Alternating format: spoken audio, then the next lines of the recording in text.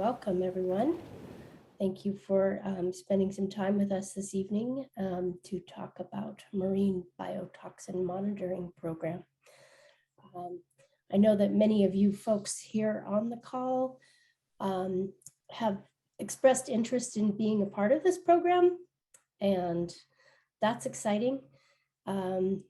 We've got a solid group of volunteers that have been kind of helping get samples to Steve Etter. And folks, you're not seeing Steve Etter. He is here in the house, but his computer doesn't have a camera. So you'll see his name, but he is here. And if you saw our poster, there's a beautiful picture of Steve out on the ocean in a boat under the Golden Gate Bridge. I'm sure that's got to be one of his favorite places to be, perhaps. And we also have Vanessa here with us. Zubowski, you say it. Is it? Yeah, Zubkowski White. Zubkowski White, welcome. And Vanessa is going to also be present a little bit during this program tonight. And I see that people are still filing in. And welcome, welcome. All right. Noyo Center is happy to bring you yet another science talk, and I am thrilled to be able to continue these talks. We continued right through COVID times. We used to do them in person, and we've gotten really good at being on Zoom and seeing each other in this way, and also looking forward to some kind of hybrid where we may do some actual in-person science talks in the future, but also hold on to this fantastic tool that allows us to get together for a science talk with scientists from all over and having ourselves dispersed. It's kind of cool that we've gotten in this habit of visiting in this way and learning in this way. And just to help Noyo Center continue on with these science talks, help us cover the expenses that are incurred and support the Noyo Center and remind us how much you love us and love our science talk by going ahead and donating if you may. If you are able, $10 is great. Trey will make it easy. He will pop that link into the chat box, and you can just go to our website and hit that red donate button and show us that you care about these science talks. And not only that, showing how much you care for these scientists who are doing this work and sharing their work with us. The donations really help to kind of, just remind us that, hey, people are doing this for a reason and it's important stuff. So your donations are greatly appreciated here for the Noyo Center. And if you happen to be up and about, stop into the Discovery Center or out on the headlands to the Crow's Nest, visit our volunteers, check out our staff and docents, have some scientific conversations with them. We learn by the questions you ask.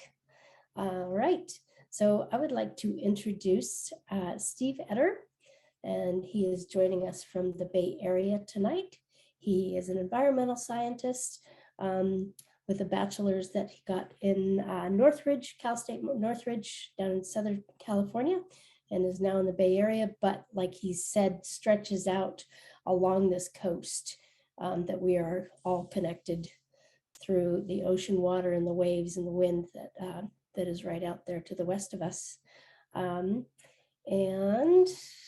yeah, Noyo Center has gotten involved in this sampling of the red tide crew and their nets, and I'm just joining the red tide crew, so I have a lot to learn.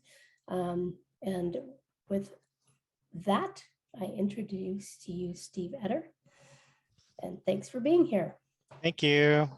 Hello, everyone. My name is Steve Etter, and I'm with the Marine Biotoxin Monitoring Program at the California Department of Public Health. Our unit is called the Pre-Harvest Shellfish Unit, and we're within the Environmental Management Branch. I know that's a mouthful right there.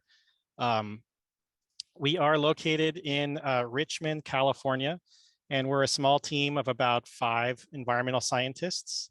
And tonight, myself and Vanessa Zubkowski-White, Vanessa is the unit supervisor for our group.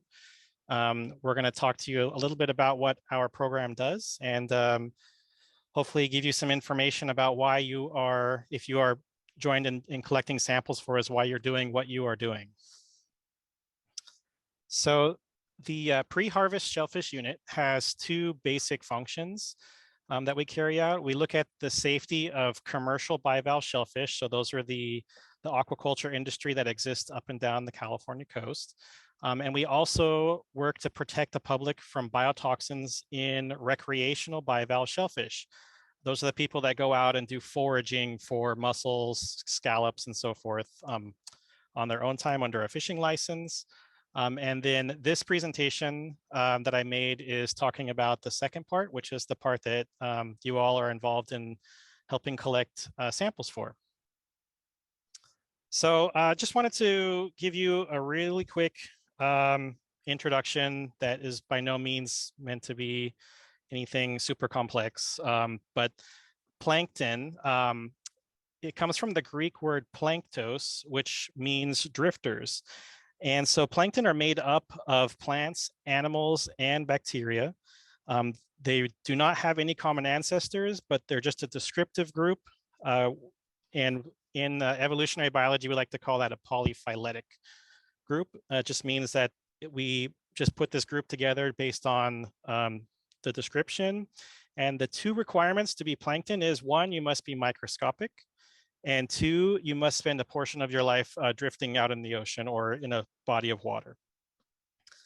Plankton can be roughly broken down into two subgroups, zooplankton, which are microscopic animals, and phytoplankton, which are plankton that do photosynthesis. And we're going to talk about phytoplankton today. Both of these are polyphyletic groups, which means that they don't share common ancestors. Phytoplankton can be plants, animals, and bacteria as well. And just to give you a sense, there are more than 5,000 named species of marine phytoplankton. So within phytoplankton, we can break it down even further. So we have dinoflagellates and we have diatoms. And we differentiate these two based on their cell wall structure. Dinoflagellates have a cell wall made of cellulose, and they have two flagella. And dinoflagellates are the group that's most responsible for blooms, although you can see it in diatoms too. Diatoms have a silica cell wall, and their shell is comprised of like two parts that fit together. So why are phytoplankton important? And the reason is because phytoplankton are really the single most important group on the planet. And they make the base of most of the ocean's food chains. And they also make the base of some of the terrestrial food chains on this planet. I just want to go over just a few interesting facts about phytoplankton and just to give you like a scale of how important phytoplankton as a group actually is. And at any given moment, there's approximately 1 billion tons of phytoplankton globally. And that amount of phytoplankton captures more carbon annually than all of the world's rainforests. There's approximately 45 billion tons of phytoplankton that are produced every year. So what that means is the entire world's population of phytoplankton renews itself 45 times per year, which is kind of amazing.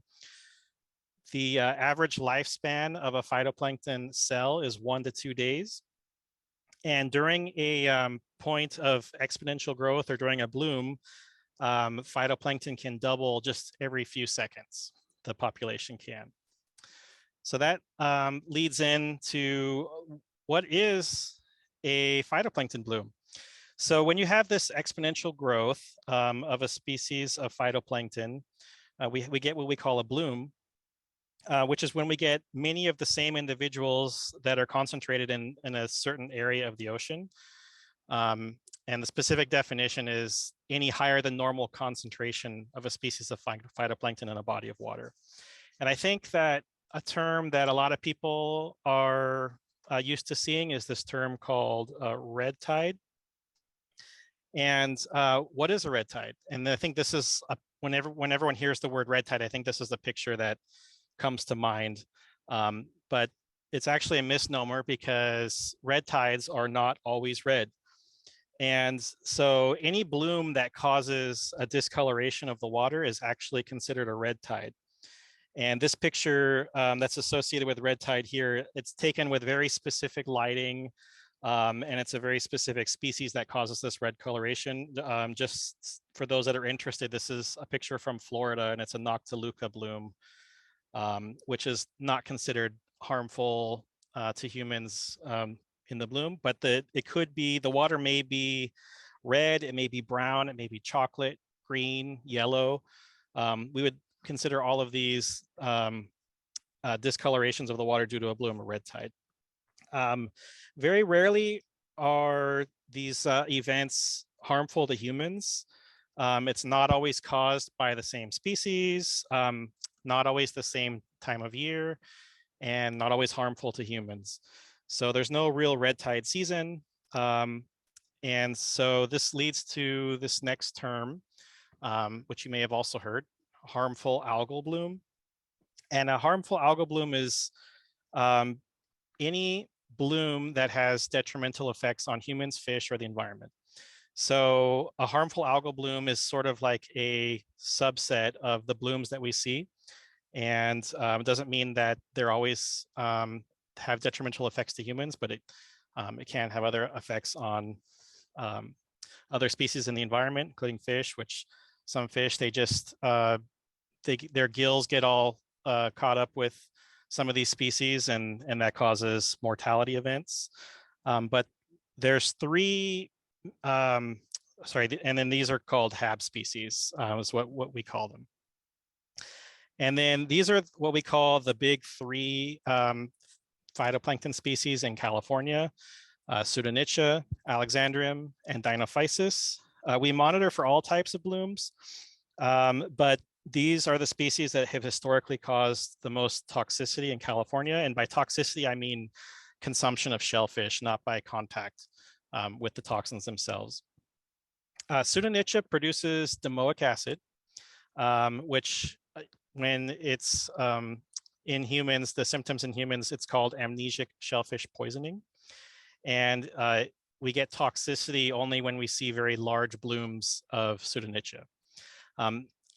Alexandrium produces a saxitoxin. And when in humans, we call this paralytic shellfish poisoning. And the thing with Alexandrium that's interesting is we get toxicity in shellfish meat with very low abundance of Alexandrium. So with Pseudonychia, we require large abundance or large blooms, and that's when we see toxicity in shellfish meat. Whereas with Alexandrium, we can see it with very low abundance of Alexandrium cells. The third one, Dinophysis, produces this okadaic acid. In humans, it's called diuretic shellfish poisoning. And it also has toxicity with higher abundance, but in California, we almost never see high abundance of Dinophysis. So we primarily concentrate our efforts on these first two, Pseudonychia and Alexandrium. And so why are biotoxins dangerous to humans? You would think that if you're harvesting shellfish on the coast, you could just cook the meat and then you'd be fine. But actually cooking does not destroy the toxins. So you can bring something home and cook it up, and if it has the toxins in the meat, then you're still going to get sick from those toxins in the meat. There's no smell or color to the meat that would indicate that it has a higher concentration of biotoxins. There's no antidotes for people who are sick from these biotoxins. Usually when people are admitted to the hospital, they're just given support, and their body has to work out however much of the toxin that they consumed. And in rare instances, it can be lethal if the toxin concentrations are high enough in the shellfish meat.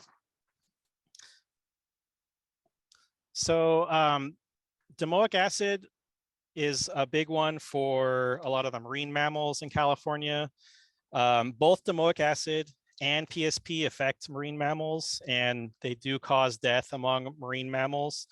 However, when PSP or hits a population of marine mammals, those that survive tend to recover pretty well. But when domoic acid hits the population, those that survive are often left with lasting neurological effects that could last their entire life. So domoic acid is also found in the amniotic fluid of some marine mammals, which can pass these neurological toxicity effects onto their offspring of even the healthy adults that recover well. So this domoic acid has the potential to damage an entire population and sometimes a generation. So that's why domoic acid is really the concentrated effort on a lot of the people that work with marine mammals. We don't work with marine mammals. We're concentrating on keeping the shellfish or keeping people safe when it comes to the consumption of shellfish. So for us, with what our program does, why does this matter for us? And it's because people in California love to eat their shellfish. And a lot of people love to go collect their own shellfish along the California coast, mainly mussels and clams and sometimes scallops. And so when people forage for these bivalve shellfish are filter feeders. And so they take in water and plankton. They concentrate the plankton and any toxins that these plankton are producing. They expel the water, and then this concentrates the toxins in the shellfish meat. So if there is a event in the water with a bloom of phytoplankton that's causing toxicity, someone swimming in the water would not have any effects of that bloom, but these toxins are being concentrated in the shellfish, and then when they're consumed, that's when people have these effects. So that's why we concentrate our efforts on looking at phytoplankton, and we also do testing for biotoxins in shellfish meat. Before I move on to talk about the phytoplankton collection efforts, I just wanted to take a second to say that the 5 of us here in Richmond could never cover the entire coastline of California. We really depend on private citizens, tribes, agency partners, organizations, schools, and the shellfish industry to collect phytoplankton and biotoxin samples along the California coast. And this goes a long way to protecting public health along the entire California coast. So thank you everyone that participates in the program and sends us samples. We'll go into a little bit more into what the 2 different programs that we do, the phytoplankton and the biotoxin programs, in a second, but a big thank you to everyone who participates. So as I mentioned, yes. Can I just clarify for the marine mammals, the route of intoxication is generally like planktivorous fish or squid that feed on the like sardines and anchovies, because those fish can feed on the plankton directly. So they're kind of filter feeders, and that's how the marine mammals get sick. And there's a difference between what our program sees and like where the marine mammals are getting exposed, because these fish are offshore and most of our monitoring is near shore. So I just wanted to like add that component. Yeah, I forgot. That was a question that came up in the last talk we did, is where the source of the toxins for marine mammals. And yeah, it's a different area of the ocean. So they may be coming up with domoic acid symptoms, and we may not be seeing anything in our monitoring, but you might see it in these other species that also eat phytoplankton or plankton. And I guess an additional note to piece like different seafood puzzles is our program doesn't monitor crustaceans, but a sister program here, I don't know if your presentation covers this, does the crab and lobster monitoring. So CDPH does monitor for domoic acid in crabs, and we will put out warnings, but crabs also have like a kind of a separate way that they accumulate domoic acid, because they eat whatever garbage they eat on the bottom of the ocean that make them so stinky. And it's like the bloom and the cells like filter down at a different time than when usually we see it in the bivalves. So it's like an interesting dynamic.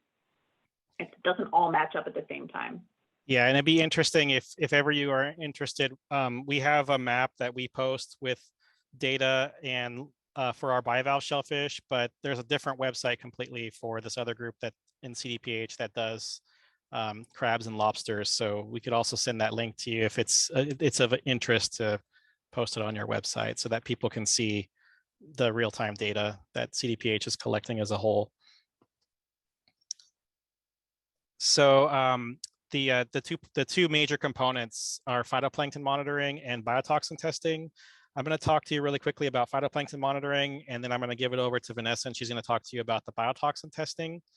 So the phytoplankton monitoring is sort of a system where we can look at the assemblages of phytoplankton in the water, and we can assess different areas for risk of possibly having biotoxins in shellfish. And so it sort of leads our effort to where we want to test, but we also accept samples all and down the coastline so that we're constantly checking the levels in shellfish.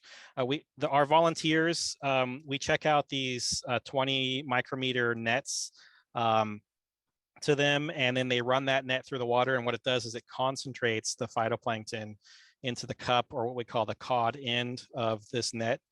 And it's best done from a pier, harbor, dock, or boat.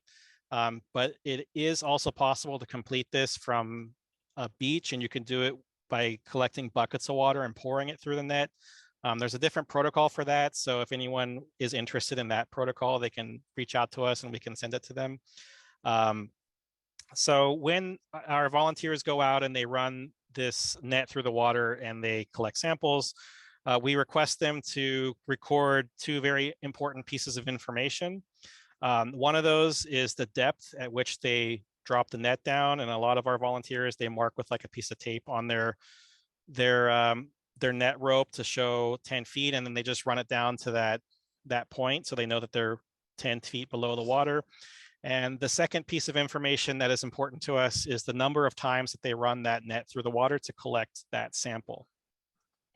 And on the sheet that they turn in, we have them multiply the depth that they put the net into the water times the number of times that they run it through the water, and that gives us what we call a total tow length. And that is sort of a proxy for the effort that was put in to collect that one sample. All the samples come back here to us in Richmond in our little lab, and the 5 of us, we look at all the samples we get statewide on our microscope. And we have 2 goals when we're looking at our samples. We try to identify as many species as we can in the sample. And then for each of those species, we try to assign an estimated abundance. I don't think I'm the one drawing on that, am I? Or is it someone else?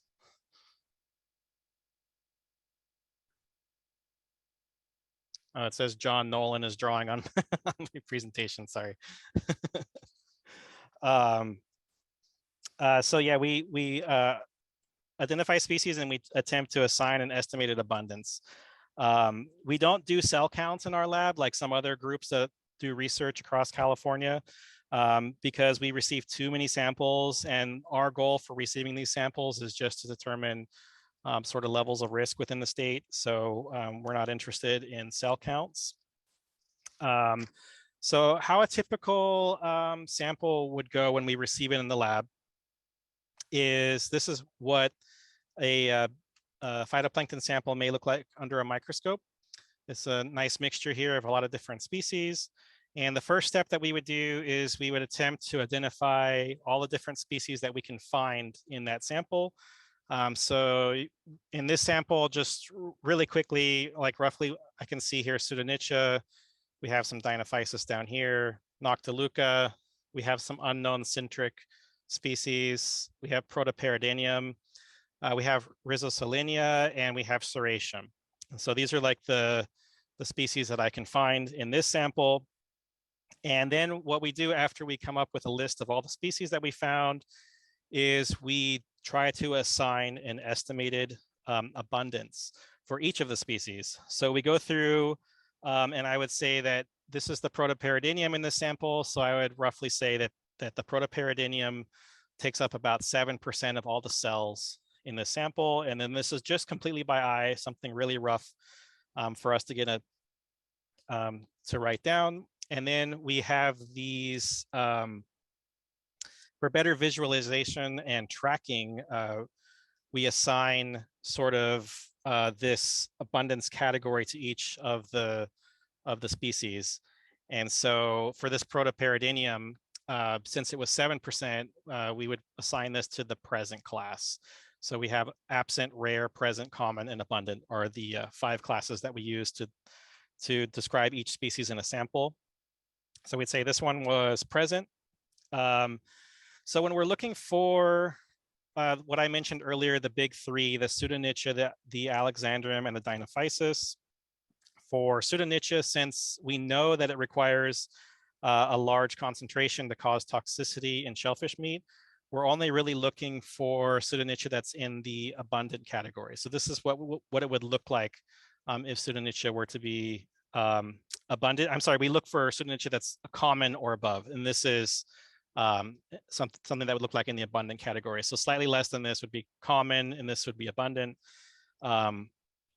And then because Alexandrium can cause toxicity when it's rare, and sometimes it even causes toxicity when we don't see it at all. So we're really interested in looking for Alexandrium in the rare category and above. This is what Alexandrium would look like maybe in the present category. And because Alexandrium causes toxicity in shellfish meat, even when we may not see it, every single meat sample that comes in to our lab here, the laboratory tests it for PSP. We only test the samples for domoic acid when the Pseudonychia water sample that's paired with that meat sample comes in as showing that we have Pseudonychia that's common or above. And then sometimes we send a random assemblage of samples along the coast in for testing. So just really quickly is how do we compare samples that we get? So say we get 2 samples that look very identical under the microscope. How do we know which sample should be prioritized? I think that this is a really cool way to see how the data that you're collecting is actually showing, like prioritizing samples for us. So after the samples sit in the lab, we let the volume settle out to the bottom. We come up with like a sort of a approximate for the settled volume in that sample. We multiply it by the percent composition, and we divide it by that toe length, which is the data that you guys collected. For each of the percent composition would be for either Pseudonychia or Alexandrium. We divide it by the toe length, and this gives us something that we call the relative abundance index. So just as an example, say we get 2 samples in, both of them have 50% common for Pseudonychia. Both of them have 1 mil of settled volume in the bottom. How do we know which one to prioritize? This sampler ran the net through only 1 time, where this sampler ran the net through 3 times, say at 10 feet.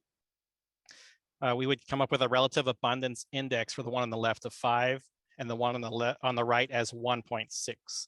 So we would say that the one on the left, since it took less effort to concentrate that phytoplankton, that we would typically say that the phytoplankton in the water of the one on the left is probably higher in abundance than the one on the right. So that would be the one that we would prioritize. So that's why it's important that we get that data for the depth in the water and then the number of times that it's run through the water. We have a phytoplankton map. When I give you guys this presentation, you'll have this link. Every single week, at the end of the week, we update our phytoplankton map to show all of our volunteers for the last 45 days phytoplankton that was collected. The symbols on the map indicate the percent composition of the Pseudonychia and Alexandrium in the water. The gray symbols indicate that there was neither of those 2 that were seen. When you actually go onto the website, you can click on each of those and it'll give you additional information about what other species that we identified for each of those samples. So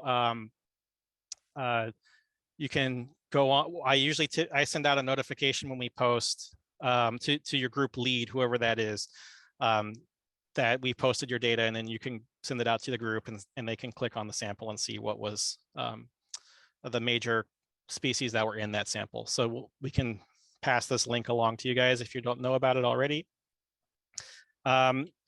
Just because I find this interesting, we just decided to throw this in here for you guys. But the history of biotoxin testing in California, the program as we have it now, it started with a cascade of events that really started in this 1927 illness event. So in 1927, there was a series of illnesses and deaths that were recorded from San Francisco to Sonoma County. Before this point, there was a lot of hypotheses out there as to why people were getting sick from shellfish meat, and they ranged anywhere from getting contaminated by copper in the rocks to the full moon shining on them.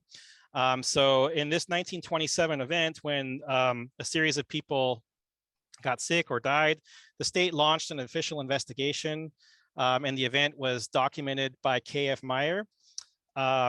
And what K.F. Meyer observed was that all the cases within this event occurred within 50 miles of the Golden Gate, that shellfish were consumed raw and cooked.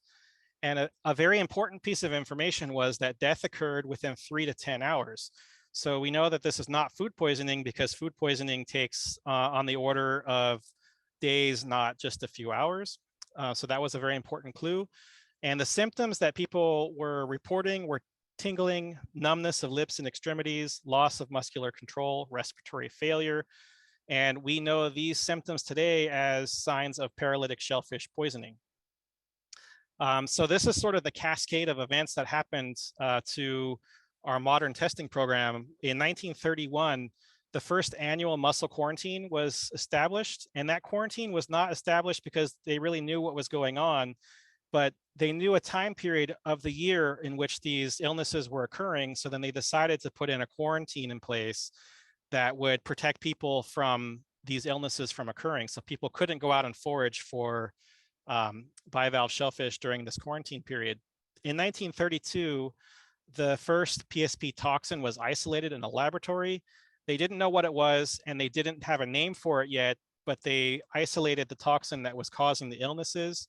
In 1935, the first laboratory bioassay was developed to attempt to quantify the PSP in mussel tissue.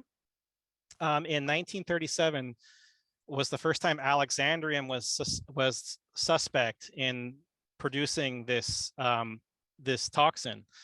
And in 1941, we had the first official closure from the results of a PSP toxin test. In 1943, the FDA standardized the PSP test between all the states, because the states were kind of all doing their own thing. So they wanted to have sort of a standardized methodology.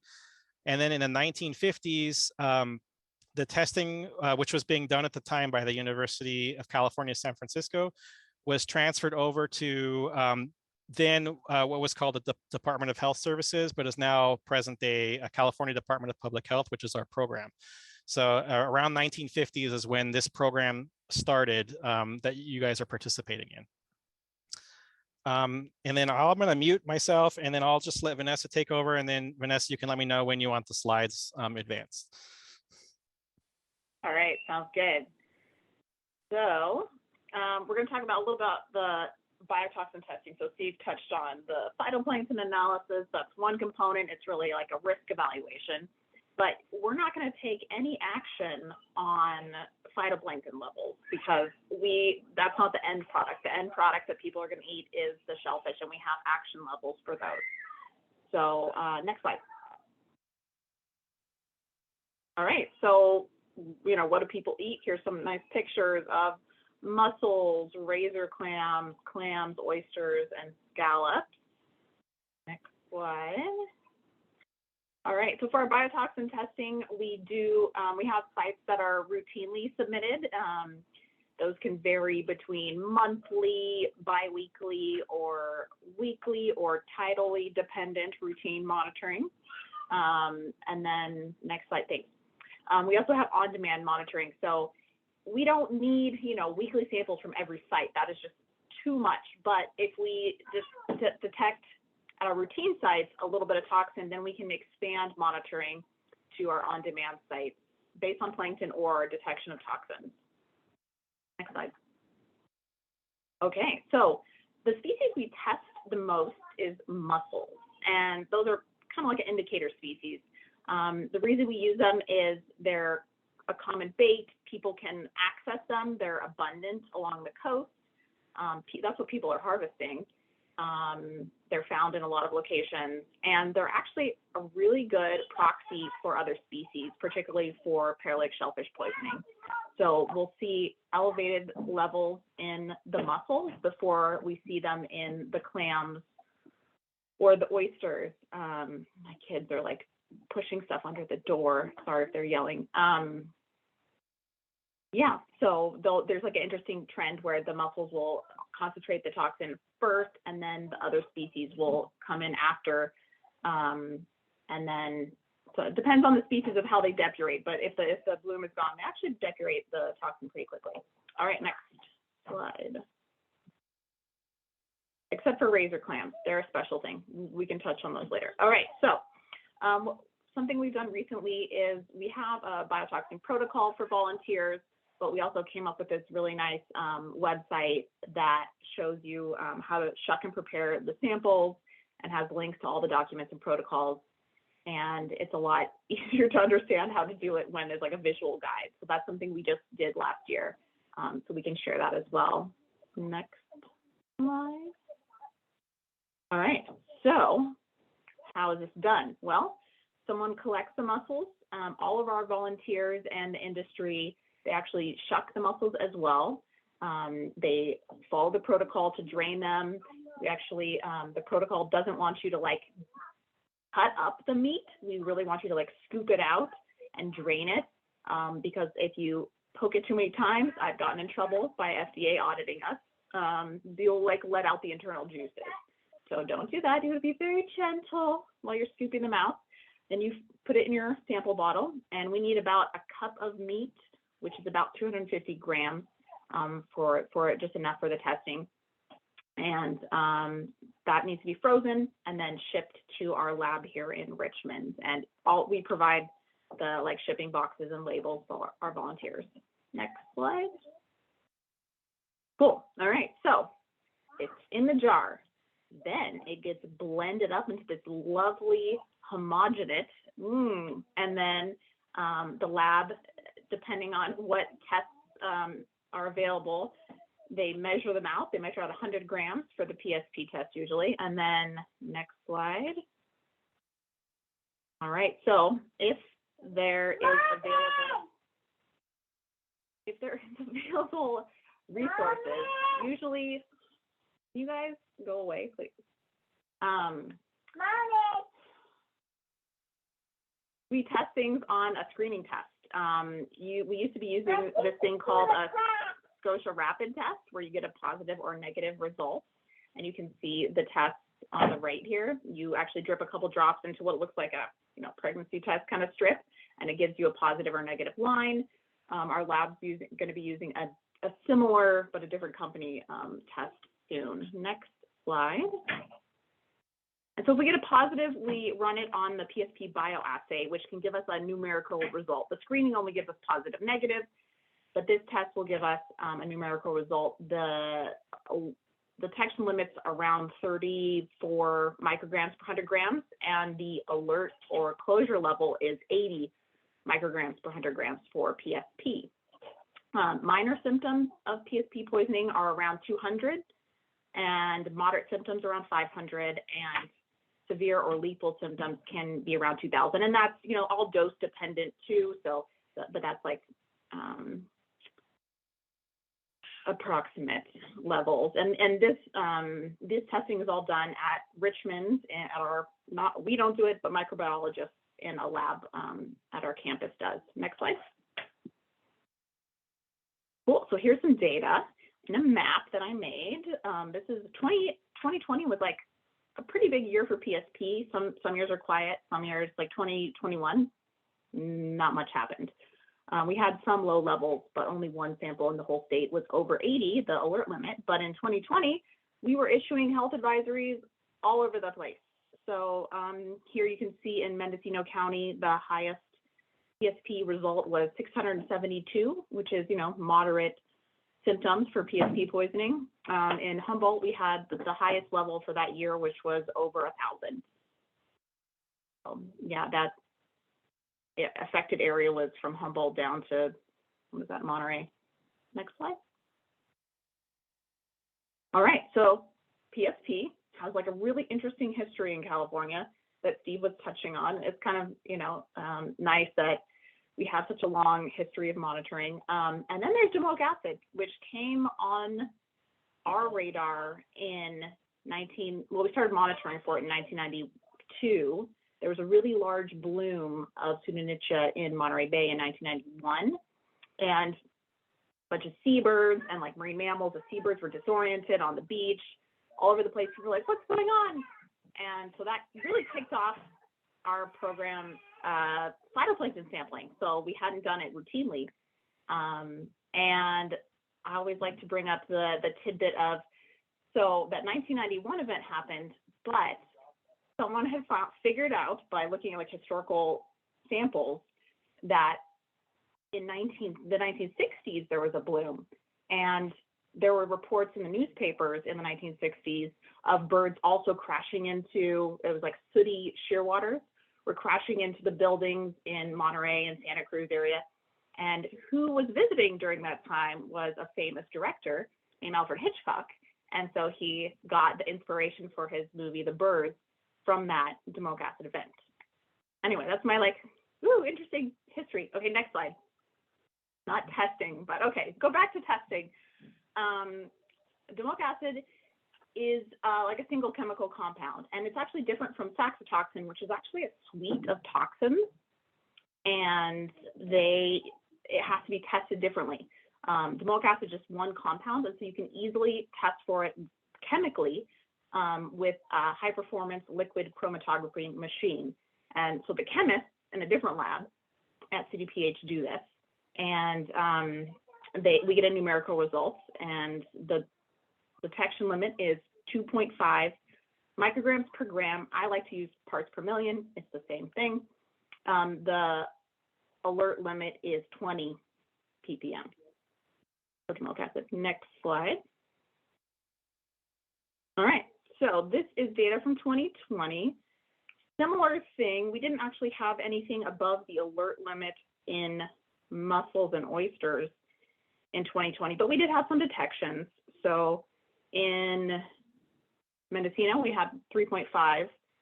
In some mussels. In Humboldt, we had an 11, so just below the alert limit, not counting razor clams, which are mostly found in Humboldt and Del Norte, and they are weird, and they hang on to domoic acid in their tissues for like a year, and they really concentrate it. So they're like, that's why we leave them out of our domoic acid mussel figures, because it throws it off.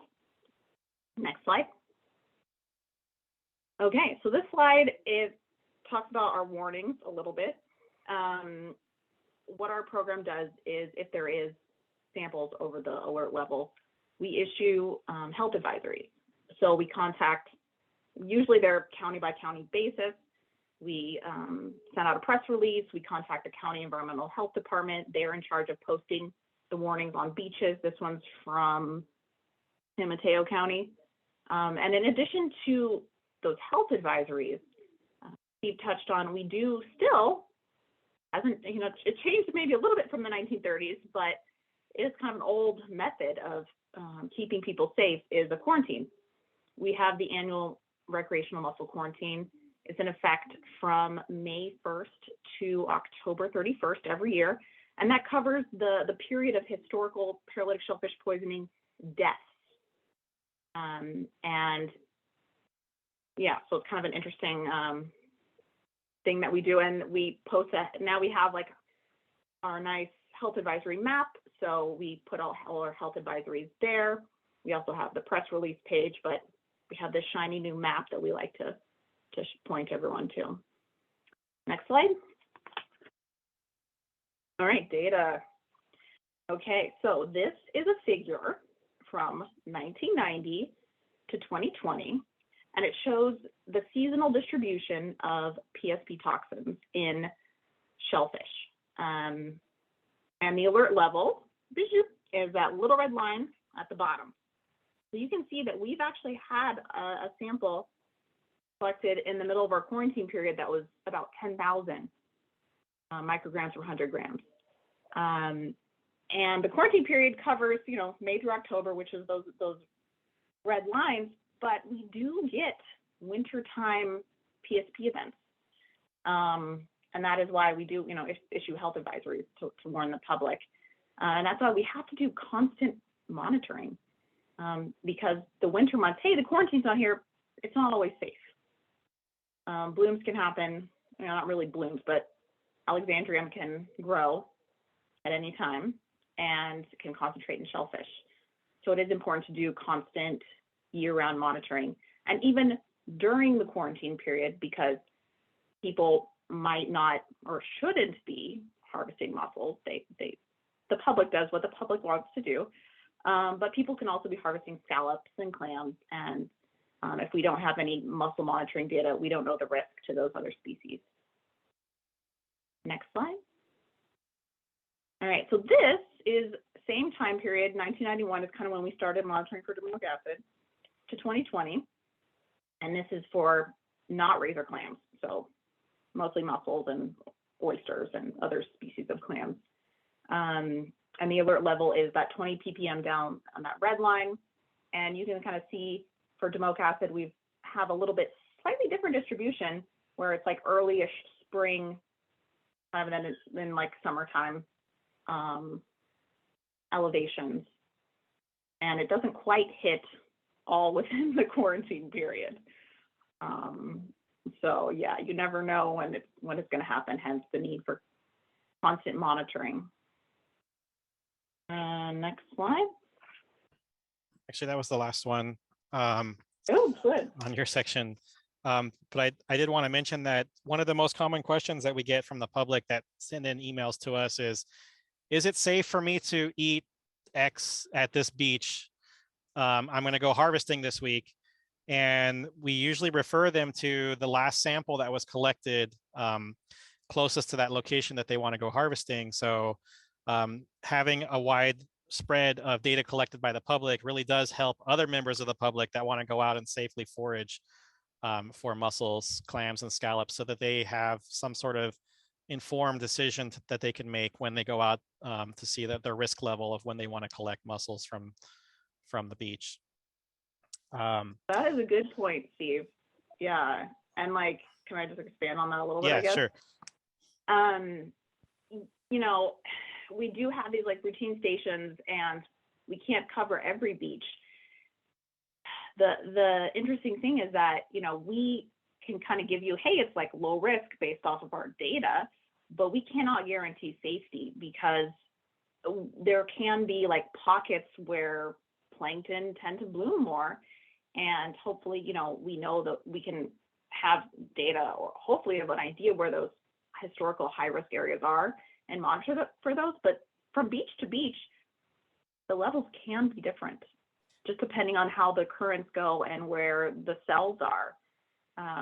So it's all a relative risk. We cannot guarantee any kind of safety, unfortunately. Yeah. And then just to give you a sense, these are all the sampling sites at which volunteers collected that over the last 24 months. So we try our best to recruit volunteers to get, you know, a good spread of the coastline monitored.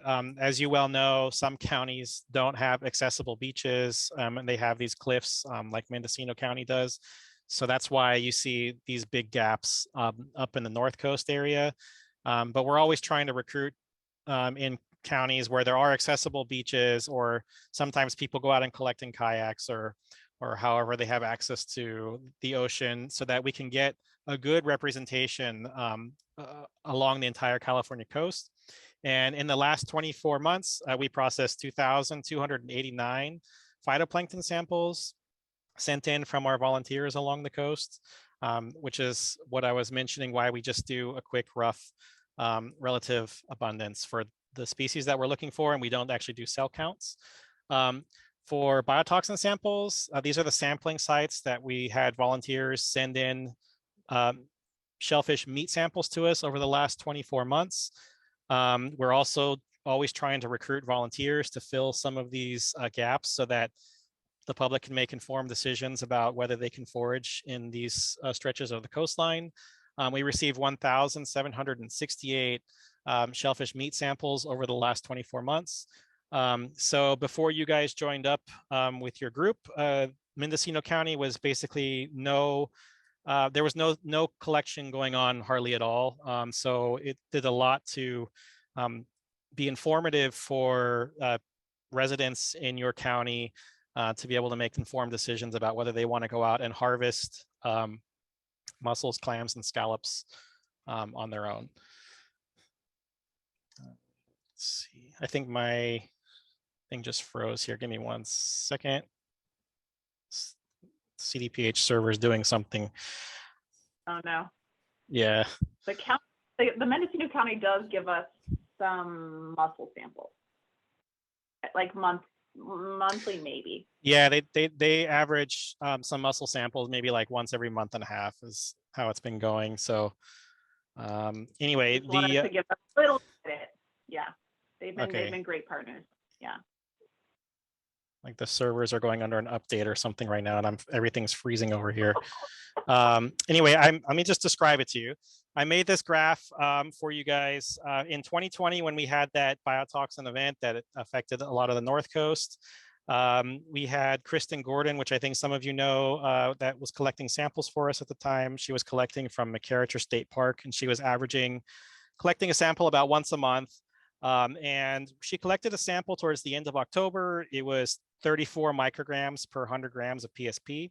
And then she came back a month later and checked in the middle of November for us, and it was 672, there we go, micrograms of PSP. So you can see how quickly, just from 1 month to the next, 1 week to the next, how quickly things can change.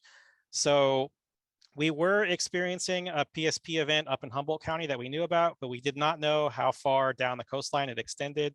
So Kristen actually caught this event for us, and we were able to put out, with our county agency partners, put out warning signs on the beaches, letting people know that it was unsafe to collect mussels. And as Vanessa mentioned earlier, that 672 falls within this moderate to severe symptoms, but it really does matter a lot on how much the person consumes too. So somebody, if they're consuming a lot, then they may experience more advanced symptoms when there's less of a toxicity in the mussels. During that same time period, that's when we saw that 1,600 level in Humboldt. In Sonoma County, it was only 43. So you can see it extended from Humboldt going down. We weren't really sure how far it went down because in Sonoma, we saw it was only 43. So having a continuity of data from county to county is really important for us so that we can know how far to extend these alerts. And if we didn't have anybody sampling in Mendocino, we couldn't issue an alert for that county. So that was really helpful for us. I just wanted to really quickly mention as the last point here is that recreational versus commercial. So the recreational side of what we do is only a small part of what our group manages. We do also closely manage the commercial shellfish industry. And then the reason why commercial shellfish is much safer and we can say with a higher level of certainty that that product is safer than recreational is because for an area, when a company comes in and wants to commercially grow shellfish, we evaluate all pollution sources, not just biotoxins. So we're looking at fecal coliform levels in the water. We're looking at farms and other inputs that may come into where that's growing. So it's not just biotoxins. We don't do any sort of evaluation of those things for recreational. So if somebody's harvesting mussels on the coastline and they happen to be next to like a stream that's input and it has a high level of fecal contamination, then that's not something that we detect for people who do recreational harvesting. We also require companies to test biotoxins weekly. So if they don't submit their weekly biotoxin test, they have to close their harvesting and they're not allowed to harvest and sell that product. When there's different levels of biotoxins that are much lower than the closure level for recreational, We require harvesters to collect within harvest windows of when they collected their biotoxin sample to make sure that the biotoxin levels are not changing to protect consumers. And then we also require that they test for fecal contamination of the water, and also for the Vibrio parahemolyticus, which is the bacterium that causes vibriosis in consumers. So that's another element that we require for commercial harvesters, and they also are required to monitor their water quality. If you want to reach us, if you have questions, or if you're interested in joining our program for an area of the coastline that's not currently covered, this is our hotline where you can get up-to-date information about the status of biotoxins along the coast. Here's our email address you can email questions into, and our very super long website that CDPH assigned to us, which is why we have those little bit.ly links all throughout this presentation. Is I try to shorten down this extremely long URL. So that's it from this presentation, and we can take questions.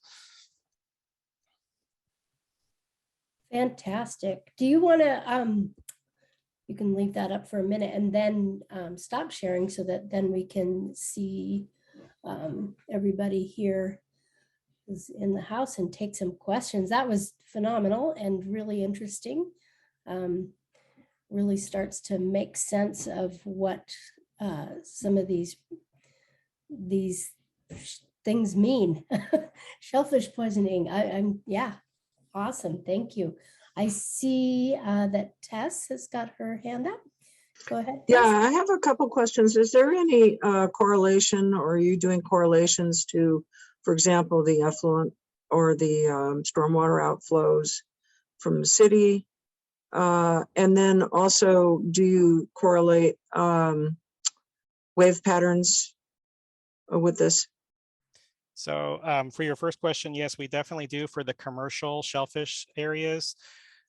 We do an extensive, what we call sanitary survey, which is we look at all the wastewater treatment plants, all the stormwater inputs into the water. We have formulas that we use to calculate, and we have thresholds that we have to meet before we can allow commercial shellfish harvesting to take place in that water. So yes, that's all accounted for in the commercial areas. We do not do that for the recreational side of things. And I'm sorry, can you elaborate on the second question? I'm just wondering if you can predict based on ocean wave patterns, tides and things like that, that something's going to get worse or better. So I've heard a hypothesis that when we get king tides, that the water can reach up higher and grab contaminants that have been sitting around for a while, sort of fecal matter and trash and things like that, and bring it in. But I have not seen any data related to, that hypothesis. So at this time, no, we don't look at the strength of tides and waves. I don't know, maybe Vanessa knows a little bit more about that. Well, potentially she's talking about the lens of like phytoplankton blooms. You see, there's also a question on like, why are there blooms of phytoplankton? Our program focuses on just like monitor and respond. But yes, there are researchers that look into, we don't like do any kind of like modeling or correlation with certain conditions, but there are correlations, right? So like, is it like diatoms, like the more stratified calm water or some, I don't even remember, because all I'm focused on is like, get the samples, look at them, is it there or not, and then respond. But yes, there are like correlations between like certain types of plankton, like certain types of conditions, and they all need certain types of nutrients to grow. And so, after an upwelling event, then they have more nutrients that are brought up to the surface, and then the bloom, the plankton can have those nutrients to bloom. They also need the sunlight. So in the wintertime, we don't see a lot of plankton because there's storms, and mostly we just see like pieces of sand and detritus. I like looking at those samples because they're really easy to look at. There's not a lot to see. They're not as cool, but in the summer and spring, we're getting samples that are pretty dense, packed with phytoplankton because it's bloom season. So it's like there's usually like a spring bloom season and an autumn bloom season. Traditionally, right? But like traditional patterns aren't always what's happening. And so there are research organizations that are looking, look at that kind of association. And I remember a case, Vanessa, I remember that San Diego had these torrential rainfalls that were like totally out of the ordinary for them. And then there was a huge bloom that occurred of Linguladinium shortly thereafter. And there was a hypothesis that maybe those rainfall events dumped in a bunch of fertilizer from the surrounding farms or something. But it's one of the. I heard people say that was, like it wasn't the start, it had already started. So we don't study that. Yeah, we don't have our ear to the ground that much about what sort of research is going on. So we kind of just use the tools that we have available for monitoring. We are a public organization, so researchers that are interested in looking at those things, we give them our data. We get frequent requests for like, can you give it? And then we're like, here you go for it, make a model. That would be great. Right. Well, thanks for what you do. Yeah. I see Francesca Mills. Francesca is one of our youth. Francesca's a junior in high school here in Mendocino and is very excited about getting involved in the program. And she has been looking at Russian Gulch State Beach for almost a couple of years. But we do a beach cast survey. So we're just looking at what is beach cast, for everything from algae to invertebrates to charismatic megafauna like marine mammals that get stranded, dead or live. So Francesca, you have your hand up. Go ahead. Hi, yeah. So earlier I saw that you guys mentioned that the people who were like doing these collections included tribes. Did you mean like native tribes? Yeah, exactly. We have a lot of groups tribal groups that are sending in samples to us on a regular basis, mostly from the North Coast, but yeah, up and down the state. Yeah, and then the education collected from these samples on like safety levels of consumption, does that also kind of like help native tribe education in terms of, I'm not sure if like native people still collect shellfish in this area, or how does that kind of aid to more indigenous communities? Yeah, so I think that's one of the reasons why a lot of them are involved, is because members of their group are interested in foraging, and so they also want to pass on our data to their members so they can safely make those decisions. At least one of the tribes, they also pull the data directly from our map and put it into their map that they have on their website, so that their members can be more involved in understanding the levels that are out there. Great. Yeah, that's really interesting. Thank you. Definitely. Imagine, I mean, when you go, oh, sorry. Did someone else say something? I did. I didn't want to butt in. It's Kristen here. Can you hear me? Kristen. Hi. Go ahead. So I actually had a related question to Francesca's there, which I wouldn't expect people to know the answer to, but I've been working with the native tribes a little bit on some various projects. And and I like the part about the history back to 1927 in the Alfred Hitchcock movie. Has anybody ever heard of how the Native Americans dealt with this in the 1,000 years previous to what we do now? Kristen, I have heard from sorry, go. the previous supervisor that the Native Americans looked for bioluminescence in the water as an indicator that there was, activity, that dinoflagellates are the group. Some of the species can produce bioluminescence. Alexandrium does not, but maybe they saw a co-occurrence of, bioluminescence and PSP. That's what I've heard. I don't know if that's where that was recorded. Yeah, I mean, when you look at the middens along our coast, like if you go up to Blues Beach or Spring Ranch near Mendocino and look at the shell middens that are just massive amounts of mussel shells and barnacles, and it's there must have been a knowledge, and there had to have been, right? There knowledge that is lost around the harvesting of that amount of shellfish in a season, and they would come in the summer months, at least to this area, and process just massive amounts of shellfish, which is, Too bad we don't have access to written history there, because we could Right. learn something about the past. I do see that there are some folks here with lots to chat about. Let's see, Joelle says, where are the 2 places in Mendocino County where samples are being taken? Yeah, so we get the biotoxin sample, the meat samples we get from McCarricher State Park. We get phytoplankton samples from the Noyo Harbor, and we also get meat samples occasionally from the county in Fort Bragg. Yeah, so right off of our dock, Joelle is going, I mean, it has been right in the harbor, just maybe 300 feet around the bend from where Carini's landing is where the Noyo team and Kristen Gordon and Becky Stenberg and the crew have been pulling it right out of the harbor. And then the mussels, yeah, out at McCarricker, which is Kristen has been going for a while. So we're just going to fold right into that and maybe move our plankton pull dip.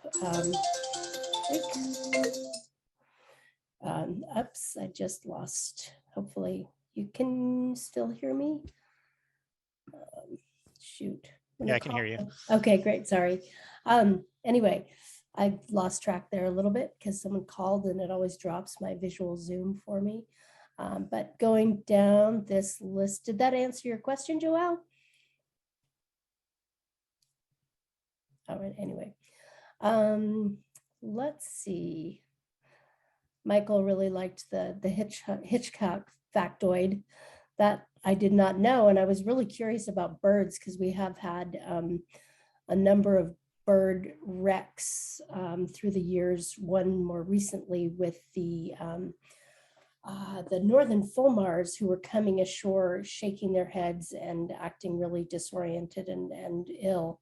And we were collecting the birds and sending them down to Santa Cruz to the lab. And I had wondered about their consumption of fish species that might contribute to them having domoic acid, but I hadn't heard that connection. I guess, how do birds get tested for domoic acid toxicity? I'm not sure. Yeah, we don't really handle that because we just are focusing on the bivalve shellfish that foragers are actually consuming. So Right. I'm sure there's probably some animal groups that do testing if that's possible. I know the Marine Mammal Center is looking at the marine mammals that have it, and they, when they have a live animal there, they can definitely test them. And I don't know. They can test them. It's interesting about domoic acid is that it clears the system within like 24 hours. So it's very soluble toxin. So I think a lot of the time they do test like urine samples, but if they don't get it right away, they just rely on the symptoms like seizures with the marine mammals a lot. Right. Yeah, we had 2 females that stranded here locally in February. We had an adult female California sea lion who had domoic acid toxicity. I think she had chronic and acute. And then we also had a Guadalupe fur seal who came in, and that was a first for me to see an adult Guadalupe fur seal, and she had domoic acid toxicity amongst other things. And that was in February, kind of near the time when I think Becky and Krista, or Becky saw that we had a Pseudonychia spike. And now I've learned that they are kind of different because the seals would be feeding on fish further from shore and getting it that way. And they may be feeding in the Bay Area and then get up here and then strand. So kind of a different route. I see that Andrew posted the link to our phytoplankton map up above here, and then I'm going to put in the link here to our health advisory map. So those are the 2 links. Perfect. And then if we go to your website, we can find these links, or Yes, the state websites are a little bit of a maze, Okay. but I can send you a list of links if you're interested in passing it on to your members or posting on your website.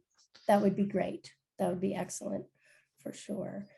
And then Karen is asking, discuss why there are blooms. I feel like, yeah, do you want to dive into that a little bit more as to like what the big reasons for blooms? I feel like you've kind of discussed a little bit of that, but. Yeah, it's just varying conditions of nutrient levels basically. So when the conditions are correct and the nutrient levels are there for them, then it just takes off with this exponential growth. But Vanessa, there's a season, right, for diatoms and dinoflagellates, right, for differing Yeah, season. and I don't kind of, right? I mean, I mentioned like the spring and fall blooms, and I know there's like certain conditions, after upwelling, and there are certain conditions where PSP and Alexandrium is more likely to occur. It's like, if the wind's going a certain way, then they like it after.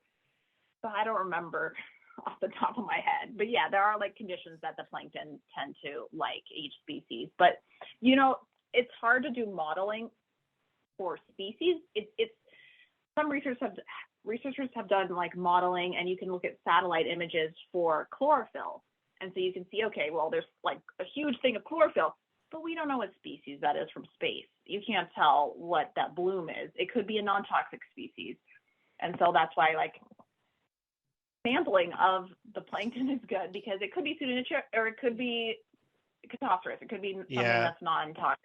So it's impossible to tell. Yeah, I was going to mention just that. Sometimes we get people that are writing in saying there's something going on, the water's all brown or whatever, and it's really impossible to tell, because it could be, I feel like it could be almost chance as to what species decides to start taking off or taking hold of the nutrients and causing a bloom. So it could be Lingladinium, it could be anything. So until we look at it. I do have, let's see, I have a question here from Becky Stenberg. She is one of our fabulous samplers and has been actually working in the field for years. Sorry, goodness gracious, everything at once. Let me just, I'm going to pull up her question because she had some great questions via email here earlier. Let's see. She's very enthusiastic, and she actually takes the samples home and looks in her microscope. And I got to do this with Becky the other day, and it was so much fun. I think before we knew it, 2 or 3 hours had gone by, just looking at the different microscopic organisms and the plankton in the little bitty drop. Let me see if I can. Yeah, that just reminds me, for those that look at samples under a microscope at home, if you notice something happening where you get a lot of Pseudonychia, or you notice starting to get a lot of Alexandrium, we do like people to give us a heads up by sending us an email at that redtide@cdph.ca.gov. And that will let us know that when that sample comes in, that maybe we can assign it like a little bit higher priority when looking at it. So that gives us sort of like a pre-alert. Yeah, see, that's where my interns, I think, could get involved, and where we can, because we're going to be present right there in the harbor, we can look at it more often and explore a bunch. And then if we do, that's great. And we also have enthusiasts that email pictures to us to ask what our opinion is on what they think it is. Yeah, fun. That was another question. Go ahead. One of the things our program wants to work on is we do have some volunteers that do what we call field ID. They do their own phytoplankton ID and send it in. And we want to build out some way for people to maybe put it into us on like an online form, because all we have now is people fill out the paper and send it in. But yeah, we will, if you are doing ID, we'll add that to our database, and it's faster than us, it gets mailed to us and then it gets in the queue and then we look at it. It's easier if the people in the field look at it. We'll get it sooner. Do you have a guide or any such thing that, what's your recommended go-to guide think that was another part of Becky's question is like, Yeah, we've created some like just laminated ID guides, but we have links to like UC Santa Cruz has a really good online one. Yeah, there's Great. like we have a list of like the most common species. Yeah. okay. Yeah, I'd love to see one. I'd love to get one of those laminated ones just up at the, so that we have it to look at. Email us to remind us. We'll Okay, send it. sounds good. Sounds good. Yeah, let me see if I've covered Becky's questions. I think she was talking about, let's see, she goes methodically through a slide. You received probably around 5 ounces of strange seawater. A slide only holds a tiny fraction of a drop. How much do you look at to be sure you saw everything that is significant? So did that make sense? How do you narrow it down when you're starting with the 5 ounces? Yeah, so we let it sit on the bench so it settles out. And so when we grab our sample, we try to grab it from the bottom so we get some of that settled volume. And so the bottles that we send you guys, I don't know if you've noticed, they have a couple of drops of liquid in the bottom of them. Yeah. And that's a preservative that we use that kills and fixes all the phytoplankton in the bottle. So when it arrives in the lab, it's no longer a live sample, it's a fixed sample. So everything settles out to the bottom. So when we take a sample from it, we just pull from the bottom settled volume and spread that out on a slide. And that usually gives us a pretty good representation of what's in the bottle. So it's really important that when you're collecting the sample that if you get the ocean water in the bottle, you don't dump it out and then refill it, because then you won't get that preservative in there that's fixing it for us. Got it. There's just a tiny little bit in the bottom of the bottle. If you hold it up to the light, you can see there's a couple drops in there. Got it. Let me see, was there more? Let's see. Okay, Becky's also using depression slides with covers.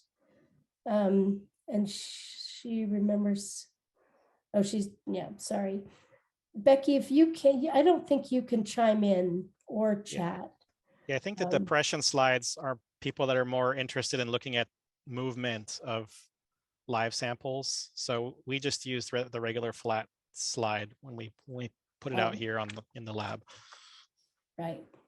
Yeah, we were looking at lots of alive things that were zipping about the slide, and it was really fun to try to see them. If you see a significant amount of a toxic species in the sample, how long would you expect it to take for the local shellfish to accumulate a worrisome amount? So that's not a very easy question to answer, because you could see a super abundant sample of Pseudonychia and not see a single amount of biotoxin in the sample.